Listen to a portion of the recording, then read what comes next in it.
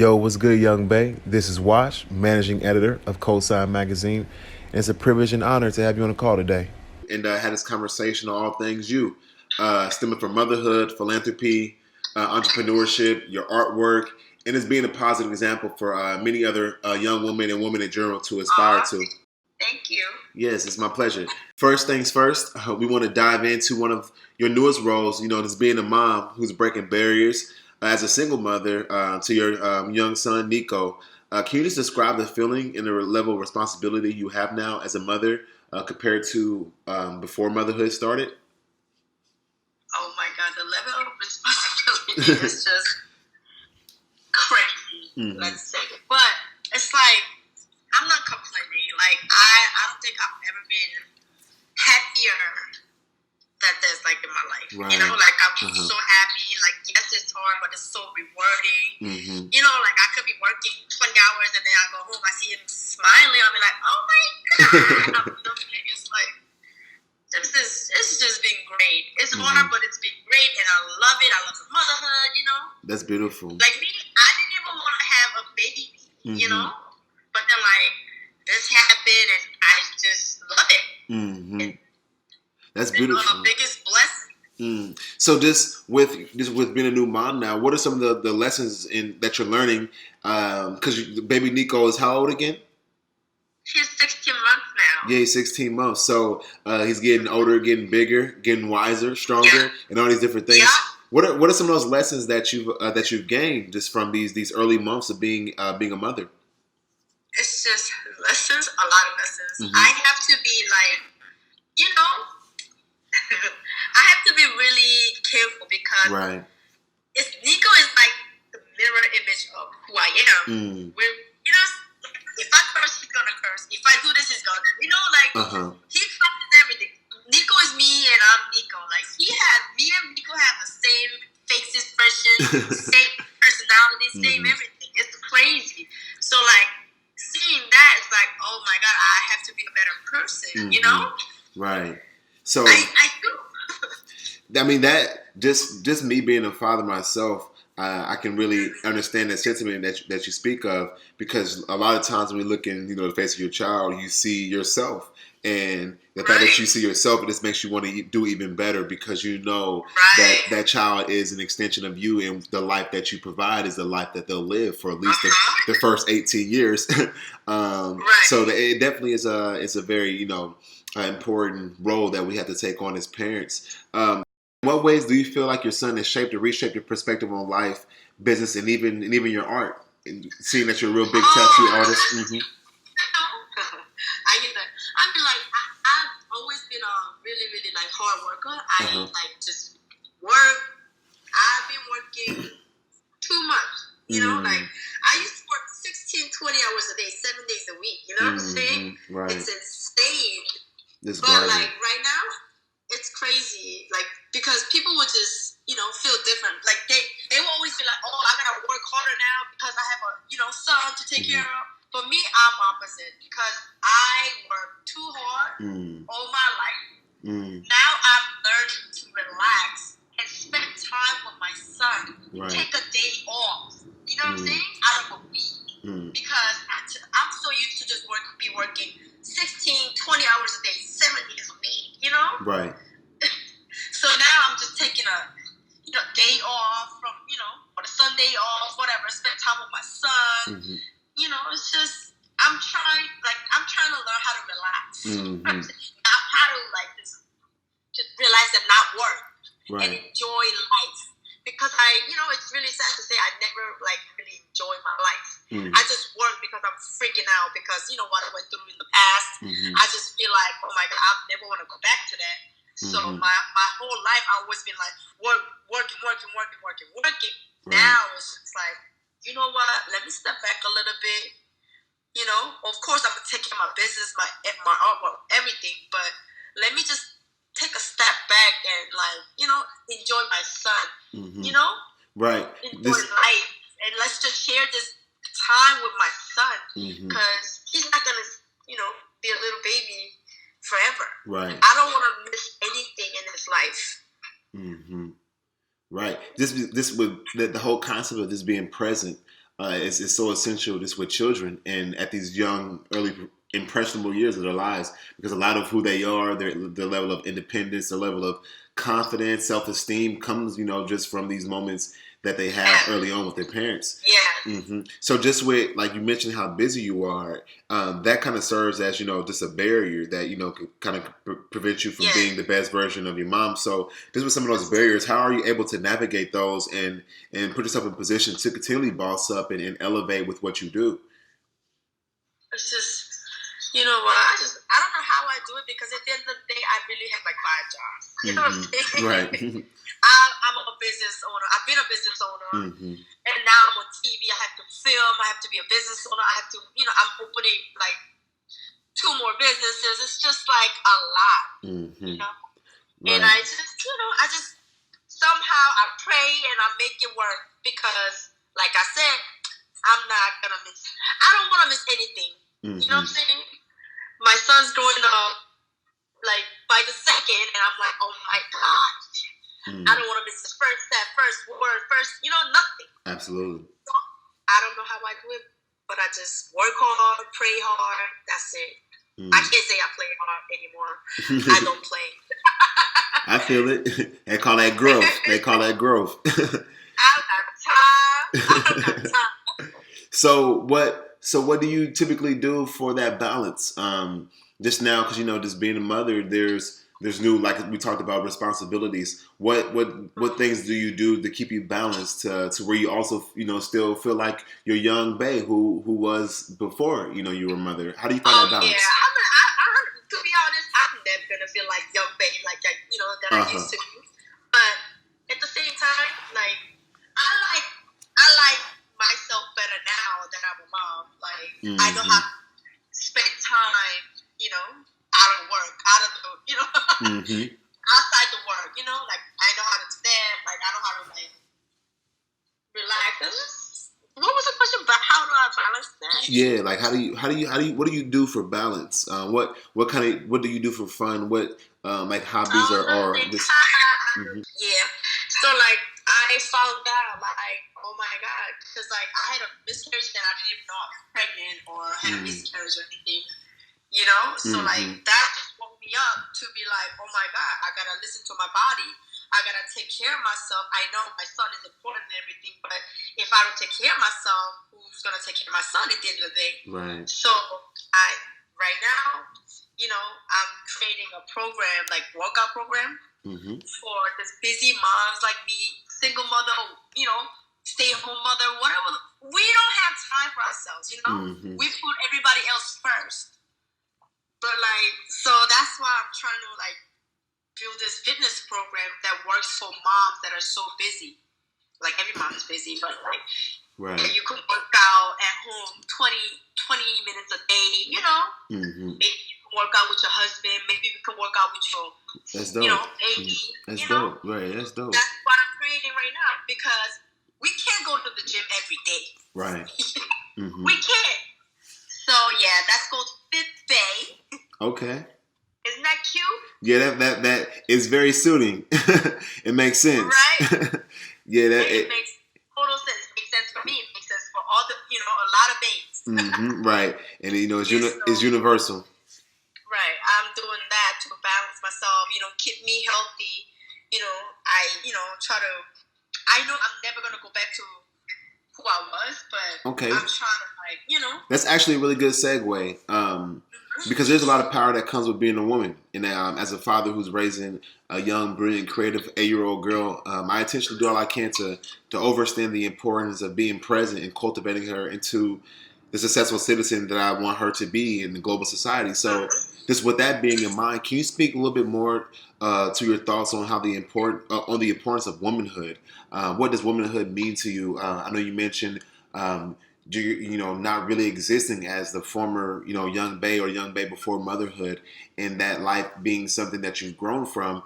In what ways and how do you kind of see and define or see as a level of importance when it comes to womanhood? I'm going to be really important. What's important to me as a woman is like, it's like this. And as a woman, being a business owner, doing anything, like, a lot of people would just expect you to open your fucking leg to be successful. You know what I'm saying? Right. I don't care what industry you are. Like, but girls, stop playing. Like, we could do it without that, Like, that's very important. Like, it's so sad that when I see women that are so beautiful and so talented, but only thing they want to do is just, just fuck their way to the top. Like, no, that's not the way. Girl, you're talented, you're beautiful. You don't know your worth. And there's, no. Like, no. That's reality. So, I mean, just knowing that those type of, I guess demographic of women exist, how significant do you feel like it is to have a village or a community of other successful women like yourself who can support each other in ways to make themselves more successful? I think that's very important. Like me,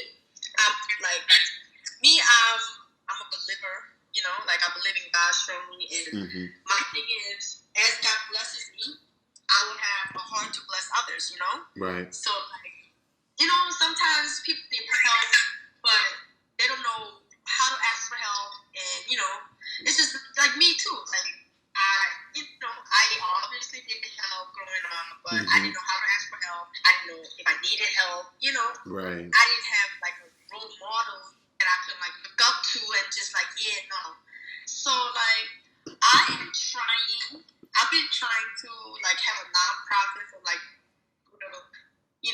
young women, like I was, like, feeling lost and, don't know what to do, and, like, broken homes, and it's just, those things. I'm trying to figure that out, so I can really, like, speak from what it's gonna be, but, like, I'm working on that, and that's one of my goals.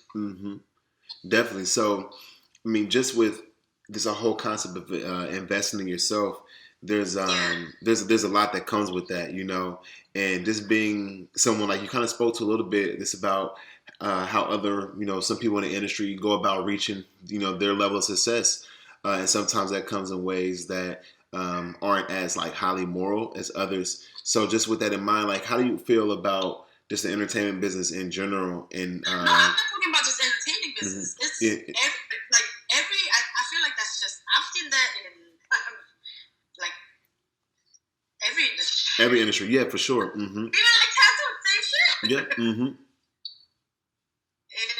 what was the question? Oh no, so yes.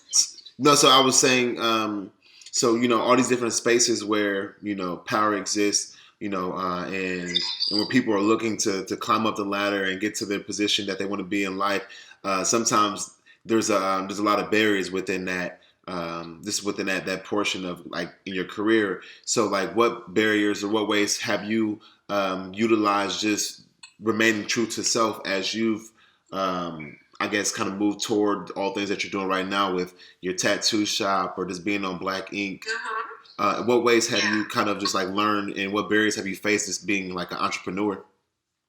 Oh my God. I'm not even gonna lie, I used to fight every day. Right. Because I used to work at a tattoo shop, and it was real.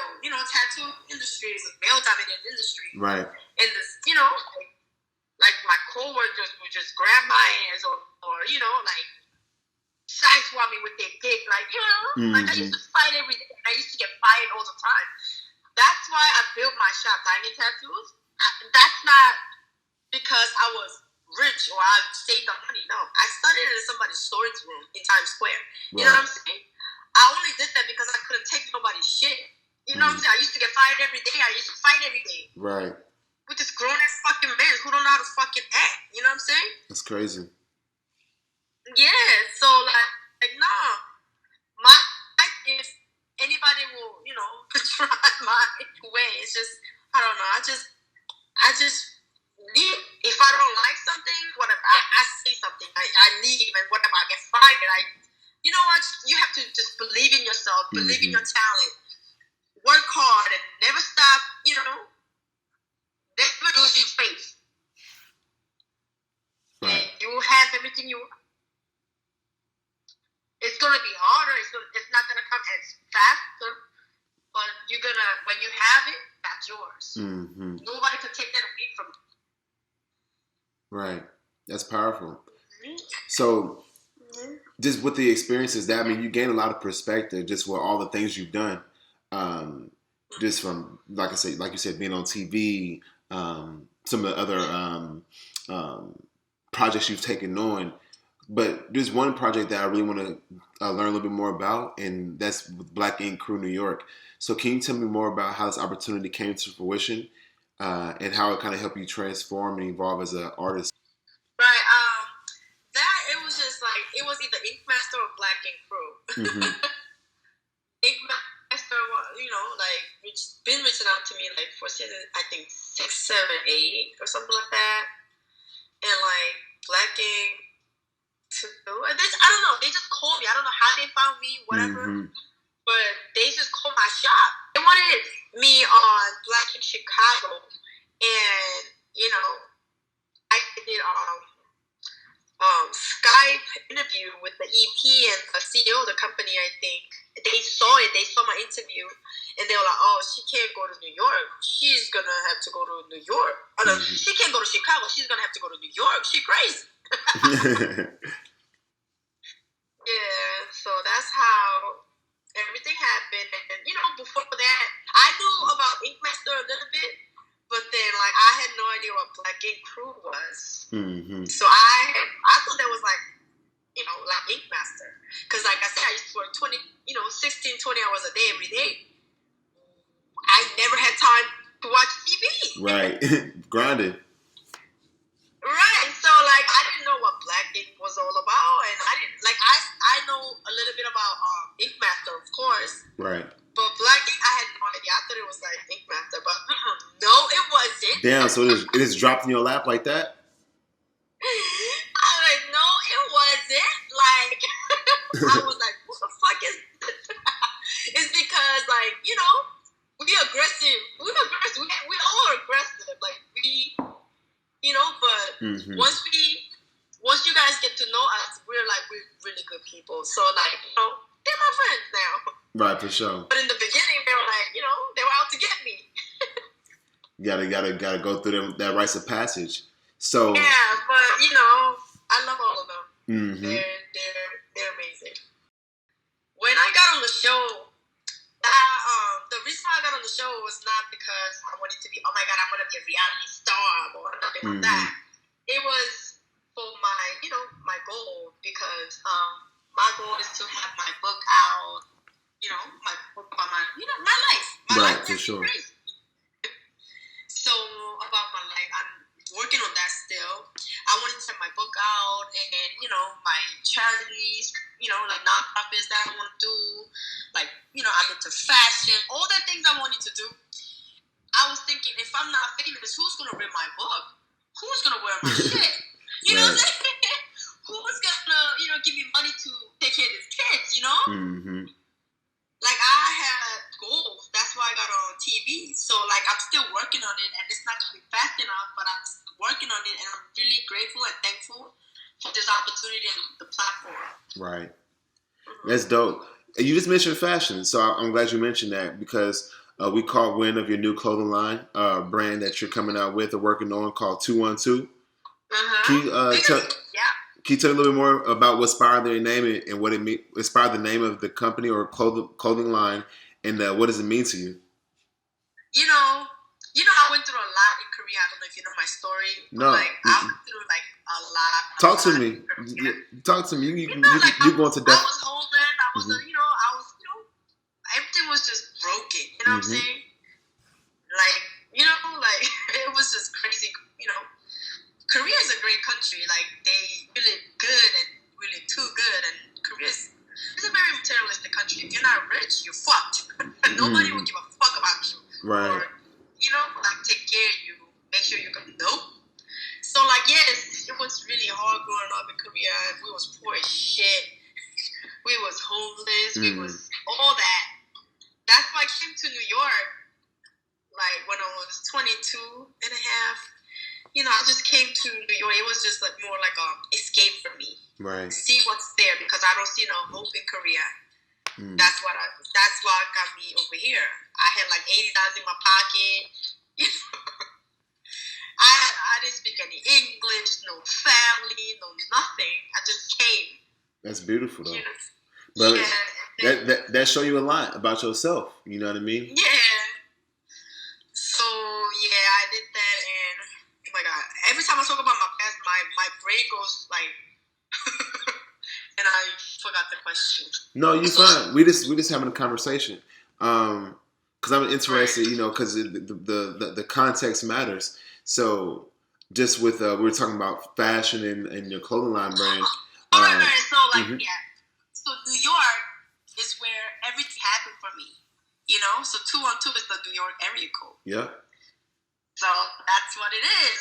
You know, where New York is where everything happened, and you know, this is what made me Young Bae. You know, Young Bae is my real name. I always been Young Bae, but this is where everything worked out for me. Everything happened for me. My hard work paid off. I didn't need no connection to just be successful. If I worked hard, I got money. You know what I'm saying? So, New York means everything to me, and New York is more home to me than Korea, Seoul, That's dope. So that's how we came up with the name. That's dope. I really rock with that heavy. There's a lot that you mentioned, a lot that you discussed and brought up about things that you're working on. Can you just kind of tell me any last things that you got coming up? Any things that you kind of have in the pipeline that you're preparing to get started and working on once accomplished? That's it. Just my book and my clothing line and my Fitbay for moms. Fitbay, Fitbay, yeah. Fitbay.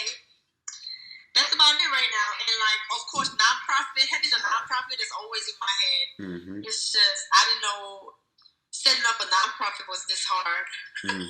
It's a process. It is. So I'm working on it, but I used to go crazy with that, but now I'm like, okay, let me relax and let me take my time. Absolutely. Let's love. Hey, so Young Bae, real quick, can you give us just a run through of where people can find you, your social media, website, things they can check you, keep in touch? Yup. My Instagram name is Young is Blessed because Young is blessed. Hey. Young is blessed. You already know. And my tattoo shop, Diamond Tattoos. Come see me. Come get a tattoo, guys. And my fitness journey for Fitbay NYC. My tattoo shop, Diamond Tattoos, and my clothing line 212 Apparel.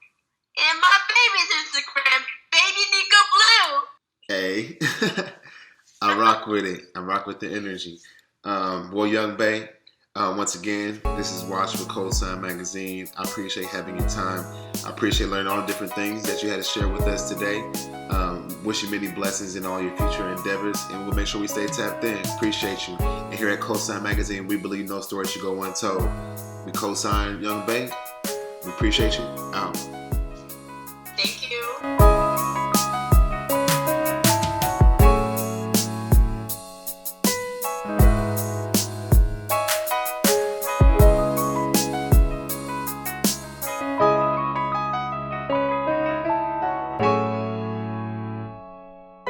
Bye.